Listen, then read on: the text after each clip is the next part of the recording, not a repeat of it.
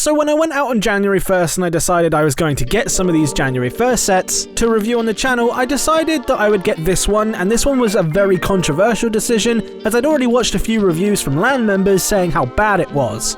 There's a lot that I don't like about it, and I want to be upfront with you guys that generally speaking, I'm not very negative on this channel. Even when I don't like things, I try to find positive things to say about it, so of course I'm going to do that here, but this may be my least favorite LEGO Marvel set ever, if I'm being honest. I love and hate it. I love the concept of it. I think the execution of it in some parts is excellent and flawless, but in many other ways, I don't like it. I really just think it does not work. So I have this real love-hate relationship with this set. But when I opened the box and started building, I was pleasantly surprised at how good I was finding 1, the building experience, and 2, how the model looked in the end. Oh, by all means, I'm not saying that this model is perfect, it definitely has its flaws, but I can definitely think of some uglier sets than this one. Like with most of my reviews, first off we're going to start with the minifigures. And already we've run into one of the issues I find with this set.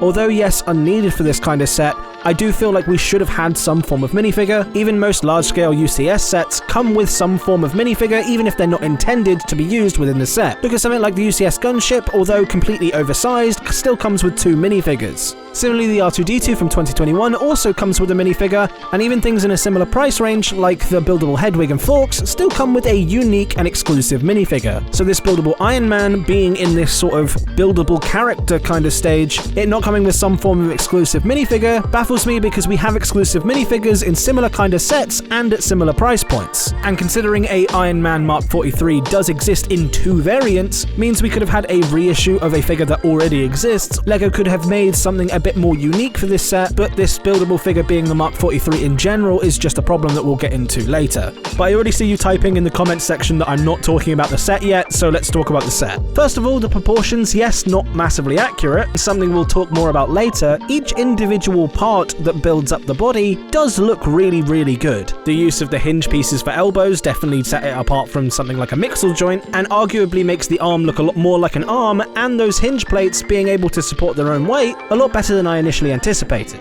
Some of the building techniques that are used across this model actually are very good as well, and would appreciate if buildable figures were done more like this in the future, instead of looking like those ugly Star Wars ones we had a few years ago. And although I can think of one posability problem, the overall posability of this quote-unquote buildable action figure is very good, being able to pull off some really cool standing poses, and if you remove these 2 joints from the legs, you can pull off the classic Iron Man 3-point pose from the original Iron Man poster. And that's mainly through the use of ball joints, mixel joints, and hinge joints.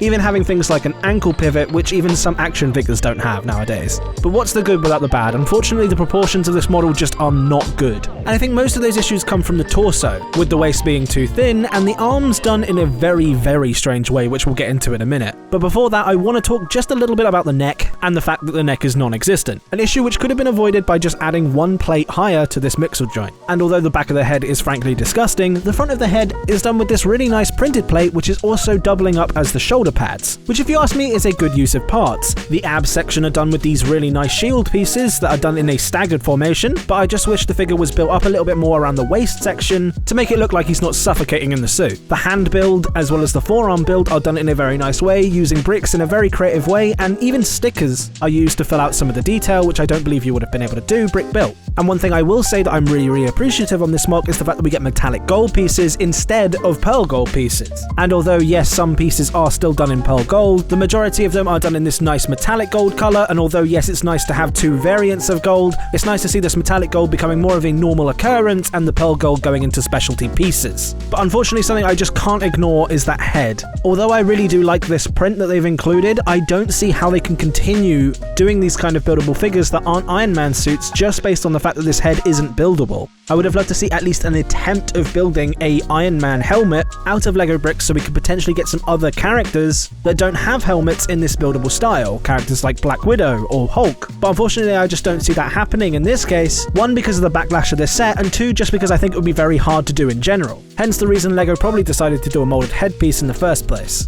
I also think it's strange to the fact that this suit is based on Age of Ultron, being the Mark 43, and this also not looking anything like the Mark 43. If anything, I'm getting more Mark 3 vibes off of this suit, and that would have made more sense as you could have done a Mark 2 or a Mark 1 version in the future to go alongside this Mark III if it was in fact a Mark III. But the plaque states that it is indeed the Mark 43, so again, I'm just a bit confused why we've based it off of this film and not another one. And unfortunately, that's another strange thing that comes with this set, is the fact that it comes with a plaque in general. Now, I understand if you wanted to include a plaque in a larger style set, or even if this set was marked as 18+ would make more sense. Hence why I think we'll be getting a plaque in the upcoming Hulkbuster set that's marked at $250, which I feel will be done in a better style to this action figure, because I don't think it will be classed as something like an action figure, it will be classed as something like a display set. But as this figure is classed as a buildable action figure, I'm confused to why it comes with a displayable plaque as if you're going to display this. Now, people like me are actually going to display it, so I appreciate the fact that I do get a plaque,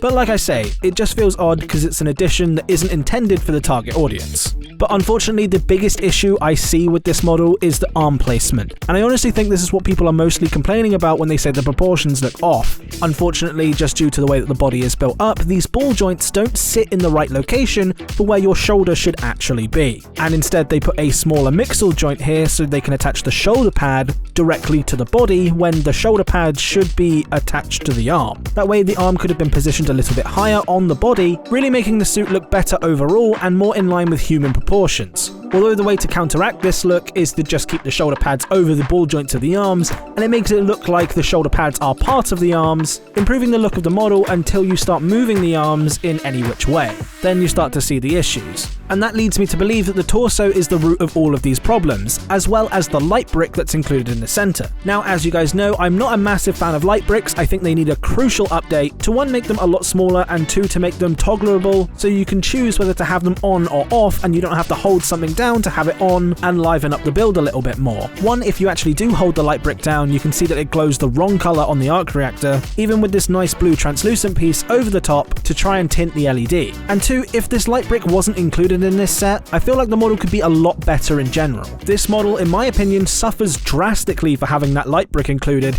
It's probably the reason that the body is built in that certain way, and maybe if that brick wasn't included, we could have had the shoulders in the right position and the waist slightly thicker, as well as having a much improved looking back. Because other than the torso, I genuinely think that this could be a great set, and I'd be really curious to see whether you guys would enjoy watching me take a go at maybe changing the body and upgrading this model into trying to make it look somewhat interesting, and trying to improve some of the flaws that I pointed out in today's video. If you like the sound of that, leave it in the comments below, and if you made it this far, you might as well subscribe. You're clearly liking the content. And with that, you should check out some of my other reviews for the 2022 sets. I'll see you in the next one.